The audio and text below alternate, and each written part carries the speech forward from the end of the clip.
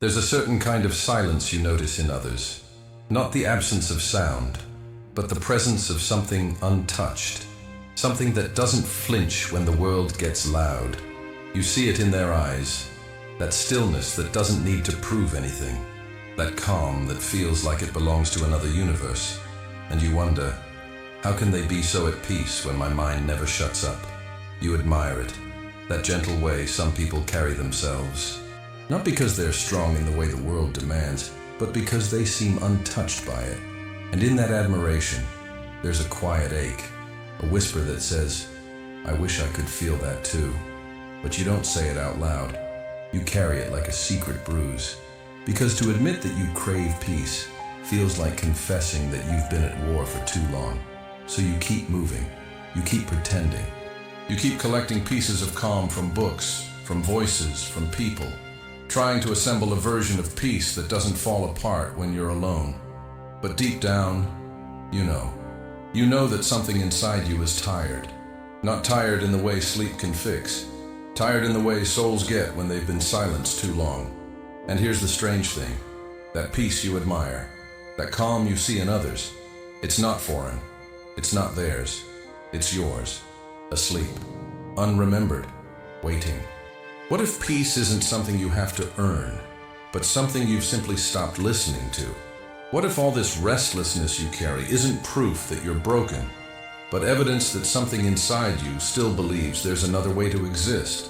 And what if, just what if, the calm you envy in others is your own voice calling you home? Somewhere along the way, you learned to mimic peace instead of becoming it. You watched people who looked composed and thought, maybe if I move like them, speak like them, breathe like them, I'll feel it too. And so began the quiet performance. Not loud, not theatrical, just subtle enough to seem real. You smiled at the right moments, softened your voice, learned to carry your chaos in silence. You weren't chasing truth, you were chasing acceptance. And isn't that what we're all taught? To be good, to be kind, to be easy to be around. Even if it costs you the only real thing you have, yourself. So you start wearing masks, not out of deception, but out of survival. The I'm fine mask, the I've got it together mask, the I'm not falling apart, I promise mask. You wear them so often they start to feel like skin. And somewhere underneath, the real you becomes just a faint outline, a shadow behind the glass. But glass is tricky. It shows you what's outside while trapping what's inside. You can see the life you want. You just can't touch it. So you watch others live freely.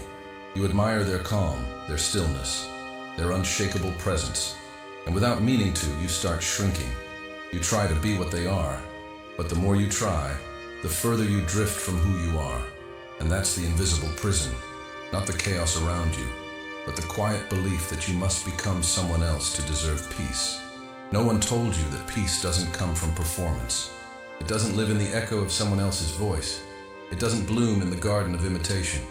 Peace is allergic to pretending. It's repelled by masks. It slips away every time you trade authenticity for approval.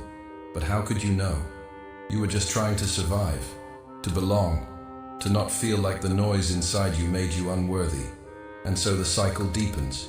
You compare, you imitate, you disconnect. You admire others as if your own soul isn't worthy of the same reverence. But here's the truth no one tells you. The calm you see in others is not the absence of struggle. It's the presence of self. They are not peaceful because they have less pain. They are peaceful because they stopped betraying who they are. So ask yourself gently, who did you abandon to be loved? What part of you had to go silent so the world wouldn't feel uncomfortable? When did you decide that your presence was too much? These are not easy questions, but they are the beginning of your freedom. Because the moment you name the mask, you begin to lift it. The moment you stop trying to be someone else's definition of calm, your own peace begins to stir. Peace is not a performance. It's not a tone of voice. It's not the way you sit, or breathe, or hold your hands. Peace is the echo of your truth when nothing is left to hide. And maybe, just maybe, that's why your soul feels restless.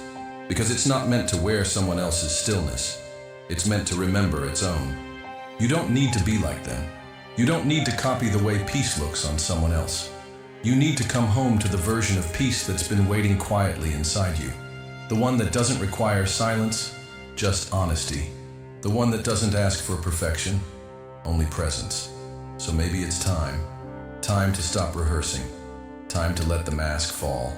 Time to meet the real you behind the glass.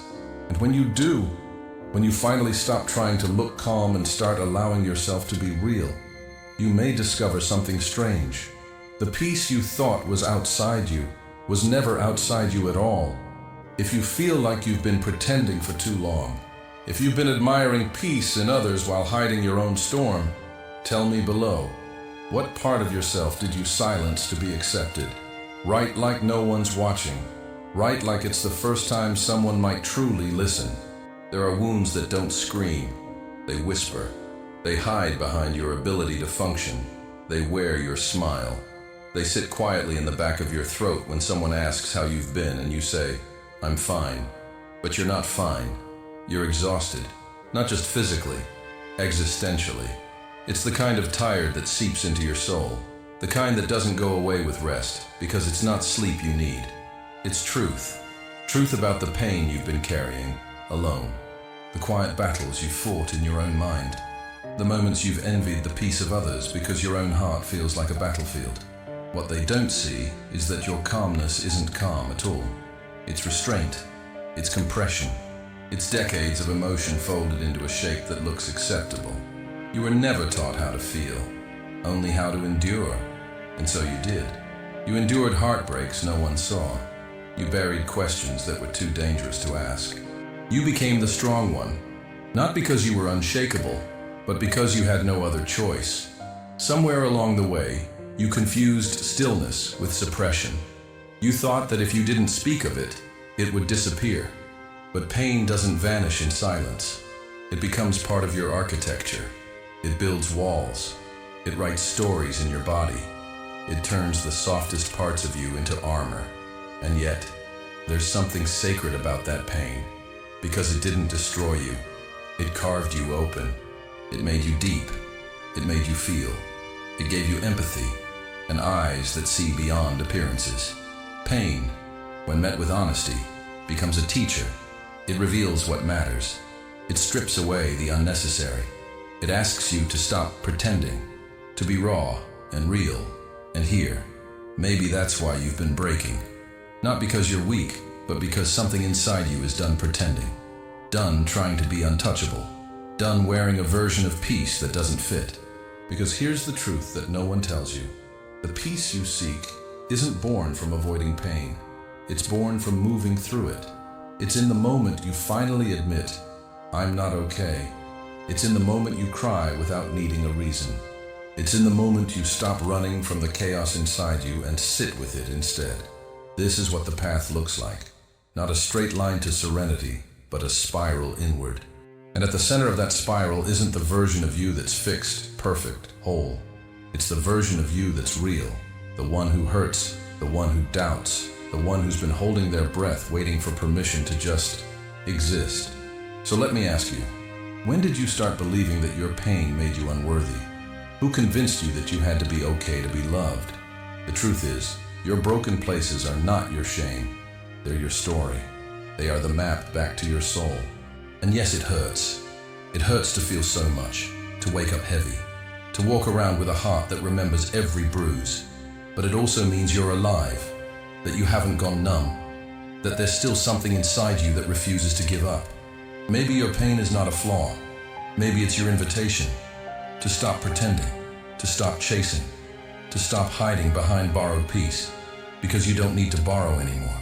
You don't need to imitate. You need to feel.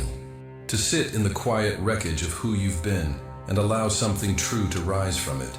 You're not broken. You're breaking open. And that is where your real peace begins. Letting go doesn't mean you stop caring. It means you stop clinging to who you thought you had to be, clinging to masks that kept you safe, clinging to the idea that peace is somewhere out there, in someone else, in some future, in some version of you that finally gets it all right. But peace doesn't arrive like a reward. It returns like a memory the moment you stop trying to be anything more than who you already are. And yes, that's terrifying, because we've been trained to hold on, to grip, to fight for control, to wrap our identity around the very things that exhaust us. But what if peace isn't something you fight for? What if it's what's left when you stop fighting altogether? You don't have to become weightless to be free.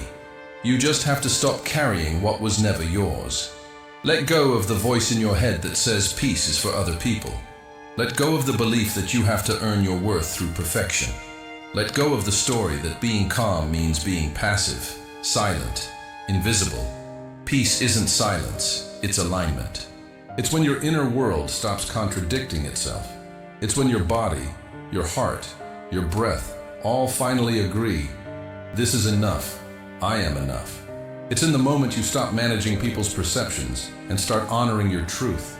You don't need to be impressive. You don't need to have it all figured out. You don't need to fake serenity to deserve stillness. You need to breathe, to soften, to let your shoulders fall from your ears, to stop gripping the reins of a life that was never meant to be forced. Imagine walking barefoot through your own mind without fear of what you'll find. Imagine laying down the armor, not because the war is over, but because you no longer want to be a soldier in a battle against yourself. That's what letting go is. It's not weakness, it's wisdom. It's saying, I no longer wish to suffer in the name of appearances. And when you do, when you let go of becoming, you begin to remember.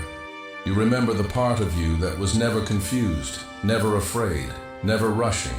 You remember the quiet joy that doesn't need to be loud, the gentle self that doesn't need to be validated, the inner presence that doesn't rise and fall with other people's moods. Because underneath all the striving, beneath all the effort, is a version of you that's already at peace. It's not something you earn. It's something you uncover by no longer running from stillness. And yes, it will feel strange.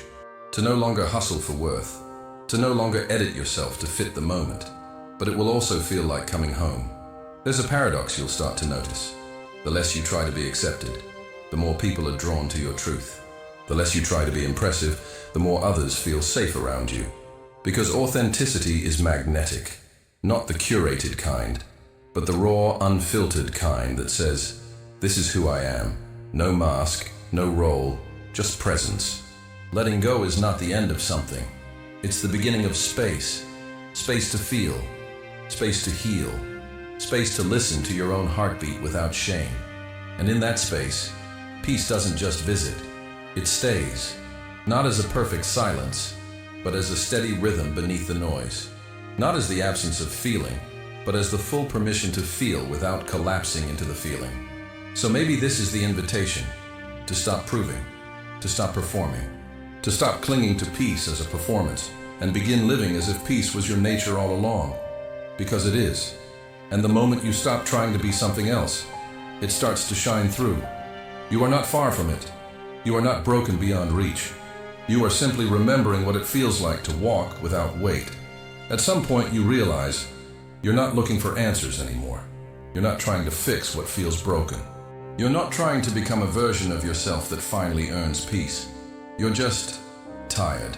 Tired of the inner resistance. Tired of editing your emotions. Tired of waiting for permission to exhale. And maybe that's the beginning of something beautiful. Because when you stop trying to attain peace, you start to allow it. You stop chasing and start noticing. Noticing that even in your restlessness, there is something steady. That even in your chaos, there is something still. Not outside you, within you. It doesn't shout, it doesn't demand. It just waits for you to stop fighting, to stop reaching, to stop assuming peace is something you're not yet ready for. Because what if it's been here all along? What if your real peace isn't found in being different, but in being deeply, tenderly present with exactly who you are now? This is the silence that heals. Not the silence of avoidance, but the silence of presence. The kind of silence that holds you like the earth holds roots. Quietly, steadily, without needing anything in return. And when you enter that silence, something in you exhales. Not because the pain is gone, but because you're no longer alone with it. You are with it, fully, gently, like a witness who no longer judges, no longer interferes. You begin to see that peace isn't the absence of wounds. It's the soft space where wounds are finally allowed to breathe. No explanations, no corrections.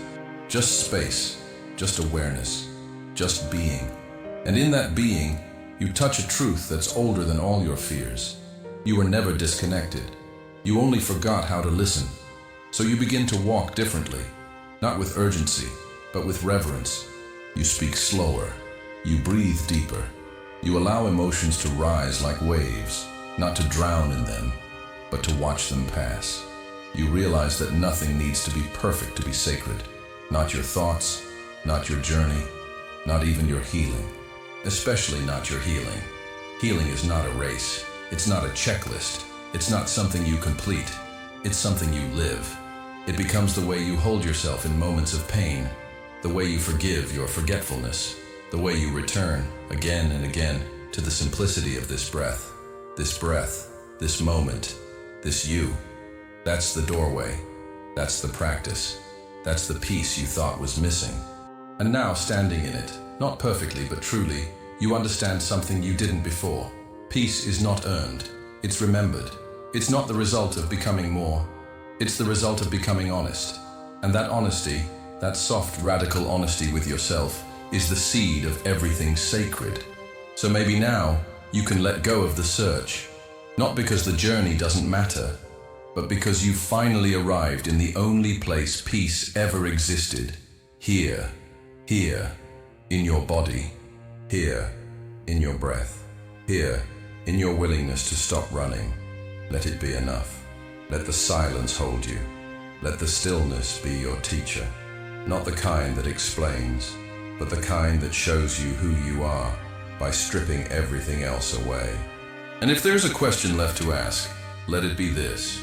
What if everything you've been searching for was waiting patiently behind the moment you stopped trying to become and simply allowed yourself to be? What if peace is not something you gain, but something you wake up to when you stop denying that it's already yours? So stop, not in defeat, but in devotion. Lay it all down, the mask, the chase, the weight, and come home.